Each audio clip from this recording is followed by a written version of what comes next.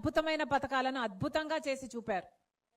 రైతులకి ఉచిత విద్యుత్ అయితేనేమి, రైతులకు రుణమాఫీ అయితేనేమి, రైతు పండించిన పంటకు గిట్టుబాటు ధర అయితేనేమి, విత్తనాల ధరలు తగ్గించడం అయితేనేమి, లేక సబ్సిడీలు అయితేనేమి, బీమా అయితేనేమి, ఇలా రైతుకు ఏ కష్టం వచ్చినా అండగా నిలబడిన నాయకుడు రాజశేఖర్ రెడ్డి గారు.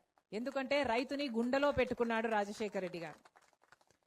గ్రామాలు నిలబడాలి అంటే, మన దేశము నిలబడాలి అంటే వ్యవసాయం ఎంత ముఖ్యమో, వ్యవసాయం మీద ఆధారపడ్డ గ్రామాలు, గ్రామస్తులు, ఇవన్నిటి గురించి ఆలోచన చేశాడు రాజశేఖర్ రెడ్డి గారు.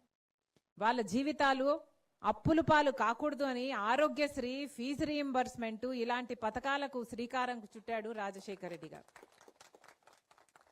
ఎంతో మందికి ప్రాణం పెట్టిన ఆరోగ్యశ్రీ అయితేనేమి, 108 అయితేనేమి, లేక ఎంతో మంది బిడ్డలను, డాక్టర్లు, ఇంజనీర్లను ఫ్రీగానే తయారు చేసిన ఫీజు రీయింబర్స్మెంట్ అయితేనేమి, లక్షల మందికి ఇచ్చిన ఇందిరమ్మ ఇల్లు అయితేనేమి, లేక పేదవాళ్ళకి ఇచ్చిన లక్షల ఎకరాల భూమి అయితేనేమి, ఇలా ఒకటి కాదు, రెండు కాదు. రాజశేఖర్ రెడ్డి గారు ముఖ్యమంత్రిగా 5 సంవత్సరాలు మాత్రమే ఉన్నారు. కానీ అద్భుతంగా పరిపాలన చేసి ప్రజల మనిషిగా బ్రతికాడు, ప్రజల మనిషిగానే చనిపోయాడు.